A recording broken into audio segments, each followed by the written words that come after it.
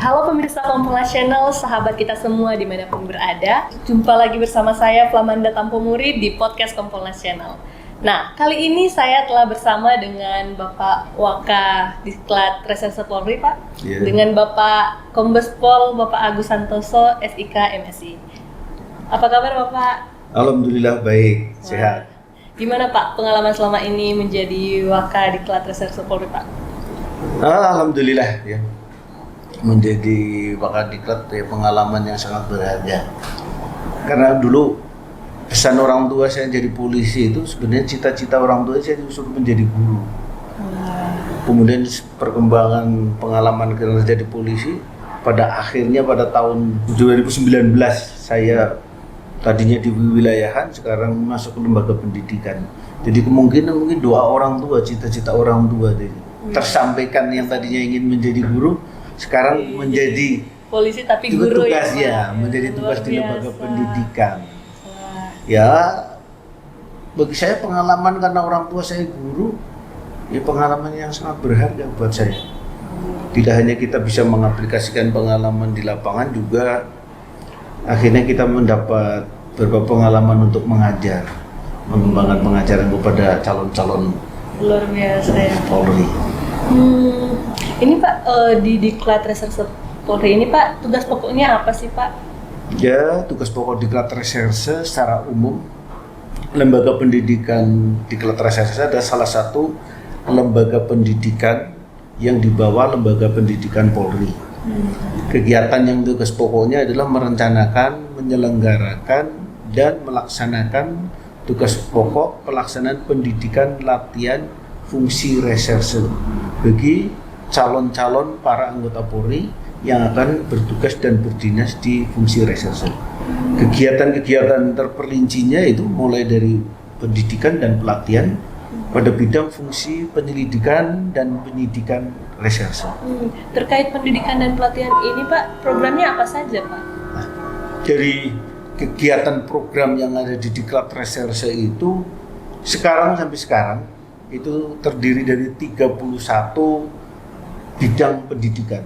Ya, salah satu mainnya dari fungsi reserse misalnya ada curanmor, illegal fishing, illegal logging, kemudian cybercrime, narkoba, kemudian bidang-bidang tidak pidana tertentu yang lain, perbankan, terorisme, dan lain. Berarti itu terdiri dari 31. Ya, pidana umum, ekonomi, kemudian tidak pidana tertentu, korupsi, dan cybercrime. Berarti kalau banyaknya program itu tenaga pendidiknya juga lumayan banyak berarti ya? Ya, itulah yang seharusnya memang demikian. Di Diklat Reserse ini memang diperlukan tenaga pendidik yang berkompeten sesuai dengan bidang tugasnya dalam fungsi reserse. Tapi pada saat ini memang kondisi yang ada di Diklat Reserse itu mengalami kekurangan dari tenaga pendidiknya. Karena sesuai dengan di DSPP yang real itu harusnya ada 49, sekarang kita itu hanya 13 yang sesuai untuk sebagai tenaga pendidik ya. Sehingga kita masih mengurangi kekurangan sekitar 37-an personel tenaga pendidik.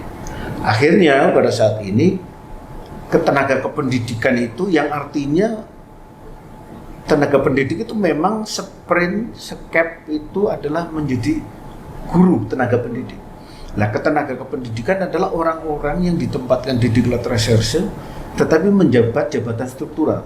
Seperti saya Wakadiklat, karena kekurangan tenaga pendidik, kita juga membantu untuk mengajar. Kita tenaga kependidikan. Nah, itu masih banyak lagi. Kita masih kurang. Itu untuk tenaga kependidikan ini Pak dibuka lowongan atau seperti apa? Dan memang tenaga kependidikan yang ada sesuai dengan peraturan dari Kepala Lembaga Pendidikan Polri kan bisa anggota Polri atau PNS.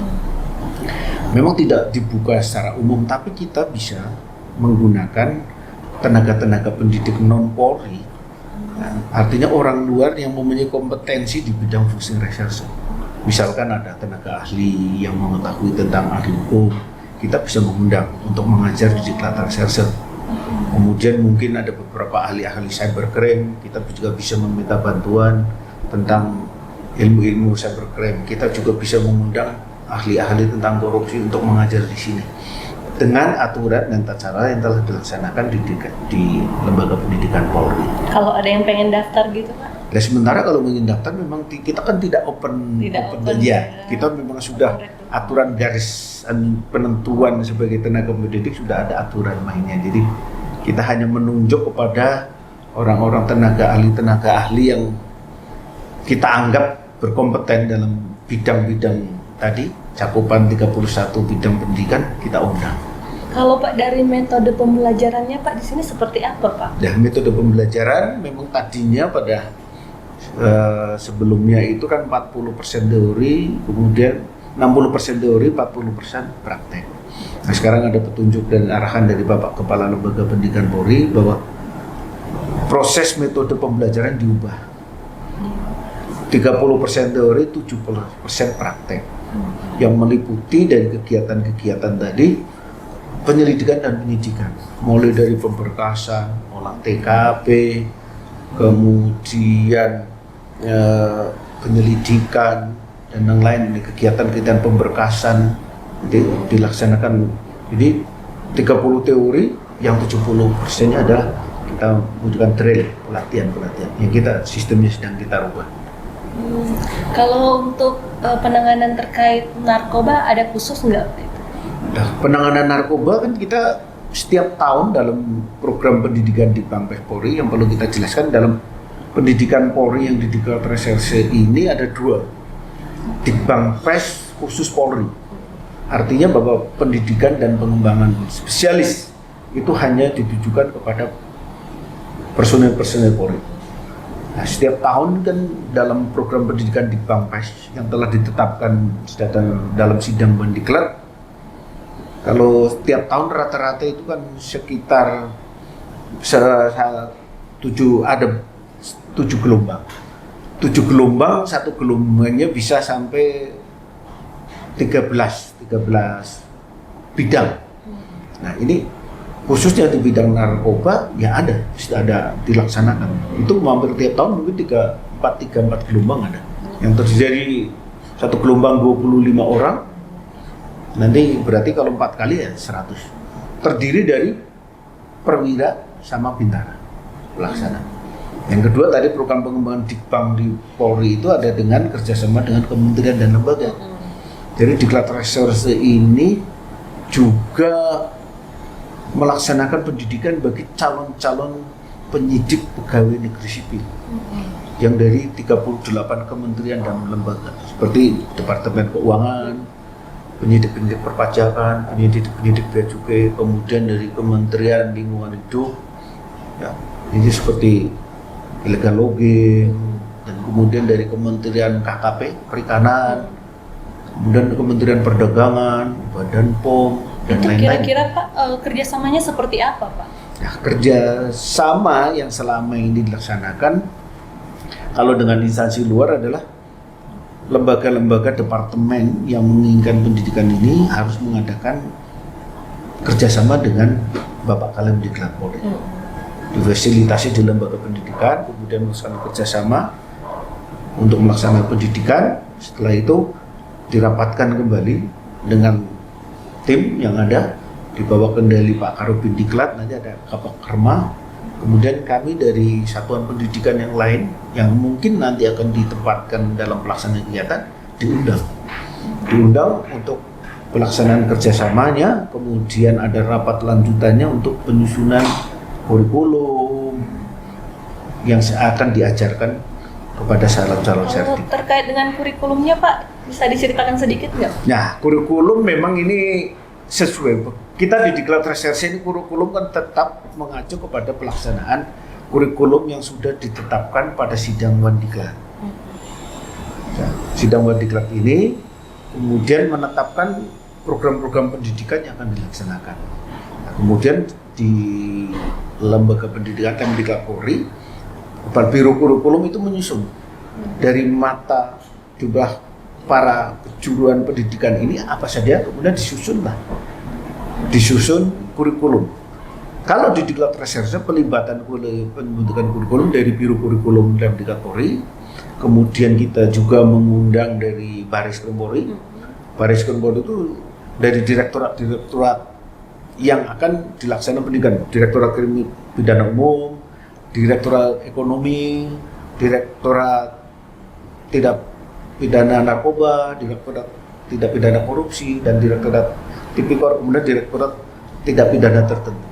Jadi menerima masukan, rapat, koordinasi, postur yang akan dihasilkan dari lulusan itu apa, kemudian ada kurikulum-kurikulum apa yang akan ditambahkan.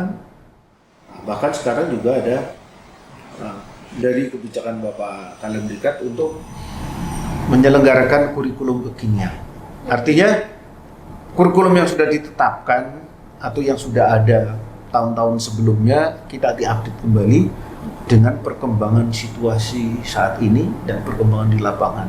Apa yang perlu dibutuhkan? Seperti pemahaman tentang hak asasi manusia, kemudian filosofi perilaku pendidik, kemudian ada penanganan kepada disabilitas, itu yang kita tambahkan lagi. Ada kendala nggak Pak selama ini? Secara umum, ya kendala, khususnya di Diklat Reserse, Mbak ya. Yang tadi kita sampaikan bahwa Diklat Reserse ini jumlah personil kurang. Jumlah personil kurang sehingga SDM ya Pak? SDM, sumber daya manusia. Kekurangan itu mengakibatkan ya kita agak operasionalisasi pendidikan agak kurang terganggu karena kelasnya, serdiknya banyak, kemudian tenaga pendidiknya berkurang, apalagi kepada kualitasnya tadi tenaga yang memang betul-betul tenaga pendidik, karena kita tenaga pendidikan yang dilibatkan. Kemudian ya kita perlu sebenarnya kita harus mengakui bahwa kemampuan sumber daya manusia kita juga kurang. Ya, mohon maaf mungkin ya, karena kita dididik ini tidak pernah menjadi guru ini tadinya. Sehingga masuk ke sini kita harus bertransformasi, belajar untuk menjadi guru. Sehingga perlu ada peningkatan pelatihan kapasitas tenaga pendidik. Ada kerjasama nggak Pak terkait dengan pertukaran tenaga pendidik gitu, atau mungkin ada kerjasama dari luar negeri gitu Pak? Ya, kita memang terus berupaya. Di samping apa yang dilakukan kebijakan oleh Bapak Kadiklat Reserse, kemudian kebijakan dari Bapak Kalemdiklat yang telah dilaksanakan disusun untuk peningkatan kapasitas kemampuan tenaga pendidik di satuan pendidikan ini, di Diklat Reserse juga terus mengembangkan itu. Kerjasama yang kita laksanakan dengan ICITA, dengan JSILEK, kemudian dengan DSATA, dari negara-negara donor yang lain yang akan memberikan bantuan untuk peningkatan kapasitas kita terus laksanakan. Tapi kita tetap juga melaksanakan koordinasi dengan Lemdiklat Polri, karena tetap kita di bawah Lemdiklat Polri. Nah ini kita tetap berupaya mencari terus apa yang kita untuk peningkatan kita ini. Kira-kira ada terobosan lain nggak Pak kalau dari Diklat Reserse ini Pak? Ya sementara terobosan dalam pelaksanaan program pendidikan dan latihan ini apa yang disampaikan Bapak Kadiklat, kita terus berupaya mencari, yang mencoba meningkatkan itu kerjasama dengan di samping lembaga-lembaga luar ya. Kita juga ada dengan kerjasama dengan universitas negeri seperti UNJ, kemudian universitas sekitar Bogor. Ada dari rekan-rekan kita di tenaga pendidik kita untuk pendidikan S2, kemudian kita mengundang tenaga ahli untuk menyusun kurikulum. Nah, kemudian dari para ahli-ahli di luar kita undang untuk memberikan pemahaman tentang bidang cybercrime, bidang laboratorium forensik, kemudian saksi-saksi atau ahli-ahli hukum kita juga sering diundang untuk memberikan tambahan wawasan ke personil Diklat Reserse. Terakhir nih Pak, harapan Bapak ke depan agar program-program pendidikan dan pelatihan ini bisa berjalan dengan lancar, atau harapan juga untuk kolaborasi kementerian, lembaga, serta universitas dengan Diklat Reserse ini bisa berjalan lancar dan lebih baik Pak? Ya harapan kami di Diklat Reserse banyak sebenarnya. Ya pertama kepada institusi Polri dulu lah. Iya. Kepada institusi Polri, khususnya lembaga pendidikan dan latihan, kita Diklat Reserse ini adalah satuan pendidikan di bawah lembaga pendidikan Polri. Kami berharap ya tentunya adanya penambahan personil, kemudian ada peningkatan pelatihan kepada tenaga pendidik, kemudian penambahan ya perbaikan sarana pendidikan, fasilitas pendidikan, sehingga kegiatan operasionalisasi pendidikan dan Diklat Reserse ini bisa berjalan dengan baik. Yang kedua dengan Badan Reserse Kriminal Polri, karena apapun itu adalah usernya, pengguna calon para penyidik yang serdik yang telah lulus dari Diklat Reserse.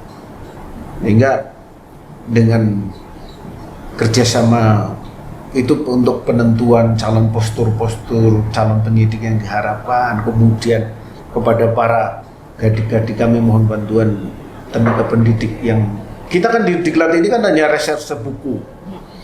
Yang mereka mengetahui secara operasionalisasi di lapangan itulah para yang di Barreskrim, sehingga ada perkembangan baru tentang kejahatan, perkembangan baru tentang modus operandi.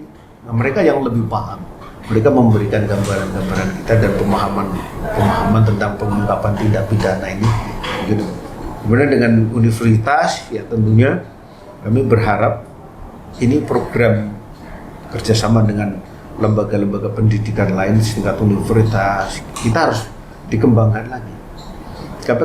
Karena ilmu reserse itu ada ilmu yang komprehensif, harus terbuka, kita menerima tidak hanya bidangnya itu melibatkan secara banyak sekali, sehingga kita juga perlu masukan dari lembaga-lembaga ini. Luar biasa Pak. Wah, terima kasih nih Pak sudah memberikan waktu, terima kasih juga sudah bersama kami, sudah memberikan kesempatan sehingga podcast Kompolnas Channel bisa berada di tempat ini dan bisa wawancara langsung dengan Pak Waka ya Pak. Semoga program pendidikan dan pelatihan dapat terus berjalan, kerjasamanya lancar, kendala-kendala juga bisa segera teratasi Pak. Terima kasih sama-sama. Ya, mohon maaf mungkin ada kekurangan. Ya Pak, mohon maaf juga. Terima kasih semua. Ya. Semoga podcastnya Kompolnas juga sukses. Amin Pak, terima kasih. Mohon Pak. doanya sama-sama. Siap, Pak. Apalagi dengan lembaga Kompolnas yang dari luar kami juga berharap kan kita sampaikan tadi. Siap Pak. Beliau mau datang ke sini menengok kita sudah bersyukur. Siap Pak. Ada yang mau memperhatikan kita sehingga apa yang menjadi mungkin rasa bisa tersampaikan kepada pimpinan. Ya, siap Pak. Terima kasih Pak waktunya. Terima Kami kasih. dari podcast Kompolnas Channel mohon undur diri dan sampai jumpa di sesi selanjutnya.